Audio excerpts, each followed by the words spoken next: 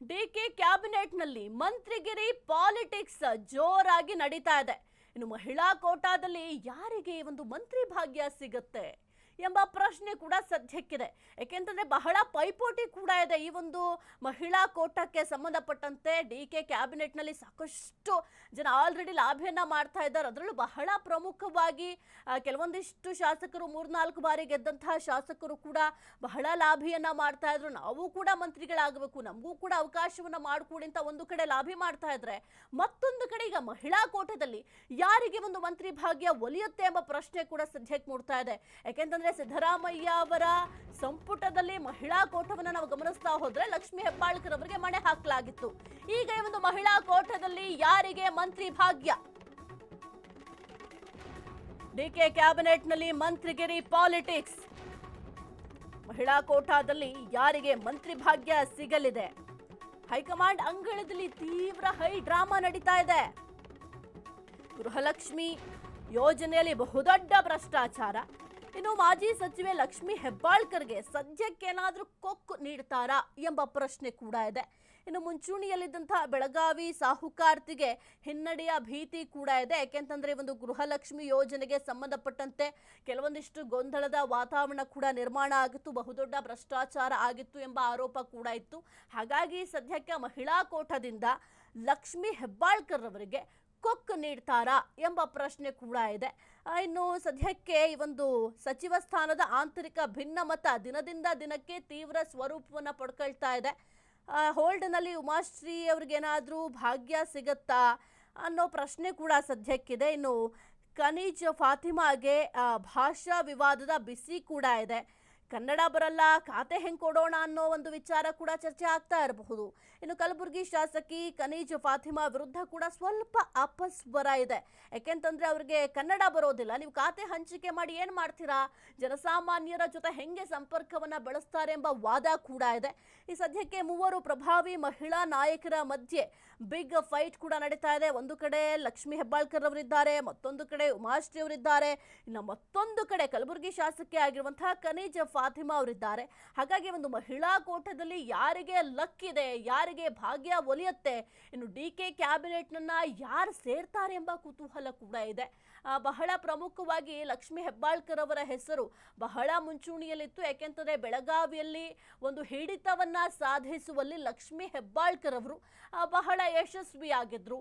ಹಾಗಾಗಿ ಸದ್ಯಕ್ಕೆ ಲಕ್ಷ್ಮಿ ಹೆಬ್ಬಾಳ್ಕರ್ ಅವರಿಗೆ ಮಣೆ ಹಾಕಲಾಗುತ್ತೆ ಎಂಬ ವಿಚಾರ ಕೂಡ ಚರ್ಚೆಗೆ ಗ್ರಾಸವಾಗಿತ್ತು. ಆದ್ರೆ ಈಗ ಬಹುತೇಕ ಲಕ್ಷ್ಮಿ ಹೆಬ್ಬಾಳ್ಕರ್ ಅವರಿಗೆ ಕೊಕ್ಕು ನೀಡುವ ಸಾಧ್ಯತೆಗಳಿದೆ ಅಂತ ಕೂಡ ಹೇಳಲಾಗ್ತಾ ಇದೆ. ಯಾಕೆಂತಂದ್ರೆ ಈ ಒಂದು ಗೃಹಲಕ್ಷ್ಮಿ ಯೋಜನೆ ಏನಿದೆ, ಈ ಒಂದು ಗೃಹಲಕ್ಷ್ಮಿ ಯೋಜನೆ ವಿಚಾರಕ್ಕೆ ಸಂಬಂಧಪಟ್ಟಂತೆ ಸಾಕಷ್ಟು ಅಸಮಾಧಾನ ಕೂಡ ಭುಗಿಲೆದ್ದಿತ್ತು. ಜೊತೆಗೆ ಒಂದು 2 ತಿಂಗಳ ಹಣ ಕೂಡ ಲಕ್ಷ್ಮಿಯರ ಖಾತೆಗೆ ಹೋಗಿರಲಿಲ್ಲ ಎಂಬ ಆರೋಪ ಕೂಡ ಇತ್ತು.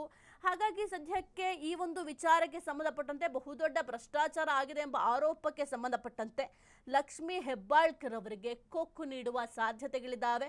ಇನ್ನು ಉಳಿದಂತಹ ಉಮಾಶ್ರೀ ಅವ್ರಿಗಾಗಿರ್ಬೋದು, ಕನೀಜ್ ಫಾತಿಮಾ ಅವ್ರಿಗೇನಾದರೂ ಮಣೆ ಹಾಕ್ತಾರಾ ಎಂಬ ಪ್ರಶ್ನೆ ಕೂಡ ಇದೆ. ಅದರ ಜೊತೆಗೆ ನಾವು ಬಹಳ ಪ್ರಮುಖವಾಗಿ ಗಮನಿಸಬೇಕು, ಕಲಬುರಗಿ ಶಾಸಕಿ ಏನು ಕನೀಜ್ ಫಾತಿಮಾ ಅವರಿದ್ದಾರೆ, ಅವರ ವಿರುದ್ಧ ಕೆಲವೊಂದಿಷ್ಟು ಅಪಸ್ವರಗಳಿದ್ದಾವೆ. ಕನ್ನಡ ಅವ್ರಿಗೆ ಸರಿಯಾಗಿ ಮಾತನಾಡ್ಲಿಕ್ಕೆ ಬರಲ್ಲ, ಕನ್ನಡದ ಬಗ್ಗೆ ನಾಲೆಡ್ಜ್ ಇಲ್ಲ, ಅಂಥವ್ರಿಗೆ ನೀವು ಖಾತೆ ಕೊಟ್ರೆ ಏನು ಮಾಡೋದು ಎಂಬ ವಿಚಾರ ಕೂಡ ಸದ್ಯಕ್ಕೆ ಬಹಳ ಚರ್ಚೆಗೆ ಗ್ರಾಸ ಆಗಿದೆ. ಈ ಕುರಿತು ಹೆಚ್ಚಿನ ಮಾಹಿತಿ ನೀಡ್ತಾರೆ ನಮ್ಮ ಪ್ರತಿನಿಧಿ ಸಾಹಿಲ್.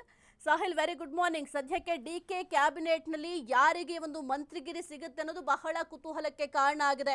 ಅದರಲ್ಲೂ ಈ ಒಂದು ಮಹಿಳಾ ಕೋಟಕ್ಕೆ ಸಂಬಂಧಪಟ್ಟಂತೆ ಮೂವರು ಪ್ರಭಾವಿ ಮಹಿಳಾ ನಾಯಕಿಯರ ಮಧ್ಯೆ ಕೂಡ ಬಿಗ್ ಫೈಟ್ ಇದೆ. ಏನೆಲ್ಲ ಅಪ್ಡೇಟ್ ಇದೆ ಒಂದು ವಿಚಾರಕ್ಕೆ ಸಂಬಂಧಪಟ್ಟಂತೆ ಸಾಹಿಲ್? ಸಾಹಿತ್ಯ, ಗುಡ್ ಮಾರ್ನಿಂಗ್ ಸಾಹಿತ್ಯ. ಈಗ ಡಿಕೆ ಸಂಪುಟ ಪುನರ್ರಚನೆ ಅಗೈನ್ ಮೊದಲನೇ ಹಂತದಲ್ಲಿ 13 ಜನ ಈಗಾಗಲೇ ಪ್ರಮಾಣ ವಚನ ಸ್ವೀಕಾರ ಮಾಡಿದ್ದಾರೆ.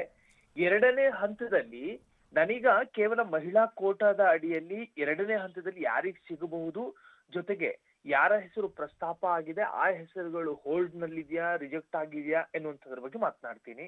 ಸೊ ಮೊದಲನೇ ಹಂತದಲ್ಲಿ ಡಿಕೆ ಕ್ಯಾಬಿನೆಟ್ ನಲ್ಲಿ ಮಹಿಳಾ ಕೋಟದ ಅಡಿಯಲ್ಲಿ ಒಂದೇ ಒಂದು ಮಹಿಳೆಯ ಹೆಸರು ಕೂಡ ಬಂದಿರಲಿಲ್ಲ. ಸೊ 2ನೇ ಹಂತದಲ್ಲಿ ಏನಾದ್ರೂ ಮಹಿಳೆಯ ಹೆಸರು ಆ ಪಟ್ಟಿಲಿ ಇರಬಹುದಾ ಅಂತ ಕೇಳಿದ್ರೆ ಸಿದ್ದರಾಮಯ್ಯನವರು ಒಂದು ಮಹಿಳೆಯ ಹೆಸರನ್ನ ರೆಫರ್ ಮಾಡ್ತಾರೆ. ಡಿ.ಕೆ. ಶಿವಕುಮಾರ್ ಅವರು ಕೂಡ ಒಂದು ಮಹಿಳೆಯ ಹೆಸರನ್ನ ಪಟ್ಟಿಯಲ್ಲಿ ಇಟ್ಕೊಂಡು ಹೈಕಮಾಂಡ್ ಅಂಗಳಕ್ಕೆ ಹೋಗ್ತಾರೆ. ಜೊತೆಗೆ ಹೈಕಮಾಂಡು ಕೂಡ ಒಂದು ಮಹಿಳೆಯ ಹೆಸರನ್ನ ಪ್ರಸ್ತಾಪ ಮಾಡುತ್ತೆ. ಸೊ ಈ ಮೂರು ರೀತಿಯ ಮಹಿಳೆ ಹೆಸರು ಕೂಡ ಸದ್ಯಕ್ಕೆ ಒಂದರ್ಥದಲ್ಲಿ ಹೈಕಮಾಂಡ್ ಹೋಲ್ಡ್ ನಲ್ಲಿ ಇಟ್ಟಿದೆ ಎನ್ನುವಂತಹದ್ದು. ಈಗ ಉದಾಹರಣೆಗೆ ಸಿದ್ದರಾಮಯ್ಯನವರು MLC ಆಗಿದ್ದಂತಹ ಉಮಾಶ್ರೀಯ ಹೆಸರನ್ನ ಪಟ್ಟಿಯಲ್ಲಿ ಇಟ್ಕೊಂಡಿದ್ರು.